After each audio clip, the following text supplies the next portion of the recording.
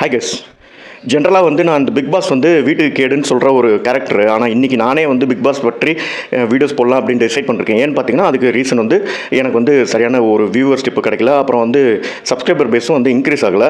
So அதனால் வந்து சரி ஓகே நம்ம அந்த கொள்கையெல்லாம் தூக்கி விட்டுட்டு எல்லாரும் போலே வந்து மஜா பண்ணுவோம், சோஷியல் காஸ்ட்லாம் வந்து விட்டுருவோம், அதெல்லாம் எவனும் பார்க்க மாட்டான்ற ஒரு நிலைமைக்கு வந்துட்டதுனால இன்னிலேருந்து வந்து என்னால் முடிஞ்ச அளவுக்கு வந்து நான் பிக் பாஸில் நடக்க பல விஷயங்களை வந்து விவரிக்க போகிறேன் என்னோட 3 நிமிஷம் இந்த ஷார்ட்ஸ் வழியாக.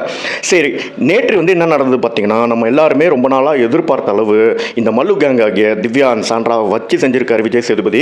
எஸ்பெஷலி வந்து திவ்யாவை ரொம்ப ஓரம் கட்டினாலும் பாவம் சாண்ட்ரா வந்து எப்படி இருந்தாலும் வந்து தன்னோட ஃப்ரெண்டு பிரிஜினோட ஒய்ஃப்ன்ற காரணத்தை சொல்லாமல் விஜய் சேதுபதி வந்து ஆக்சுவலி அவங்களை ப்ரொடெக்ட் பண்ணுற மாதிரி என்னமோ சாண்ட்ரா வந்து நல்லவங்க மாதிரியும் வந்து பேசியிருக்காரு. ஆக்சுவலாக பார்த்தீங்கன்னா உள்ளே இருக்கிறதுலே மோஸ்ட் பாய்சனஸ், வேலை செய்யாமல் வெட்டியாக இருந்துக்கிட்டு இங்கேயும் அங்கேயும் வந்துட்டு கலகம் மூட்டிக்கிட்டு எகத்தாளமாக பேசிகிட்டு இருக்க ஒரு கேவலமான கேரக்டர் தான் வந்து சாண்ட்ரா. ஆனால் அவங்க முன்னாடி வந்து சொல்லுவாங்க எங்கள் குழந்தைங்களும் பார்ப்பாங்க, எங்கள் குழந்தை இருக்குது, என் ஹஸ்பண்டும் ஆம்பளை தான் அப்படின்ற மாதிரி வந்து இல்லாத போலாதான், அதாவது யாருக்குமே தெரியாத விஷயங்கள்லாம் வந்து இவங்க வந்து பயங்கரமாக சொல்லுவாங்க. ஏன்னா ஒரு பொட்டாட்டியோட புருஷன் வந்து டெஃபினட்டாக ஆம்பளையாக தான் இருக்கணும். ஆனால் இவங்க தான் வந்து பெருசாக வந்து ஆம்பளை கல்யாணம் பண்ண மாதிரி இந்த பேப்பர் ஓடி பிரச்சனை. அப்பா உண்மையிலே சொல்கிறேன், அதாவது நான் பார்த்த வரைக்கும் ஒரு எபிசோடில் வந்துட்டு நம்ம பார்வர்கள் வந்து பின்னாடி கை போட்டதுக்கு அவ்வளோ நக்கலாக பேசின பிரஜின்னு, அதே திவ்யா வந்து மேலே வந்து விழுவாங்க ஒரு இதில், ஏதோ ஒரு நாடகம் மாரி ஏதோ ஒரு எபிசோடு, அதில் வந்து பிரஜனுக்கு வந்து கம்ஃபர்டபுள்.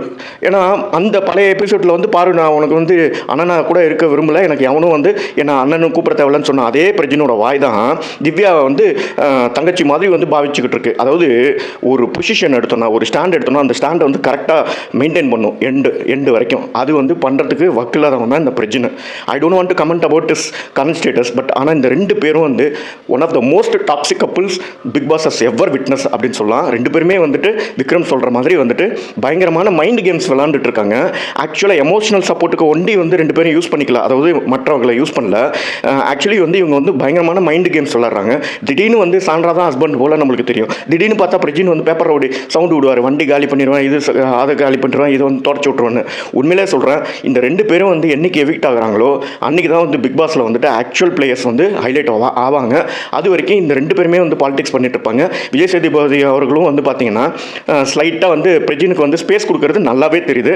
இதெல்லாம் நிறுத்தலைன்னா இந்த சீசன் வந்து ஒரு மட்டமான பிக் பாஸ் சீசனாக வர்றதுக்கு நிறைய வாய்ப்புகள் இருக்குது.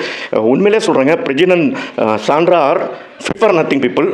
ஊரில் வேணால் வந்து சொல்லிப்பாங்க, அதாவது எங்கள் குழந்தைங்க பார்க்குறாங்க அது பார்க்குறாங்க, ஆனால் உள்ளே வந்து கேரக்டர் வந்து பார்த்தீங்கன்னா கலீஜான கேரக்டர், 2 பேருக்குமே வேஸ்ட் அப்படி தான் சொல்லணும். பை.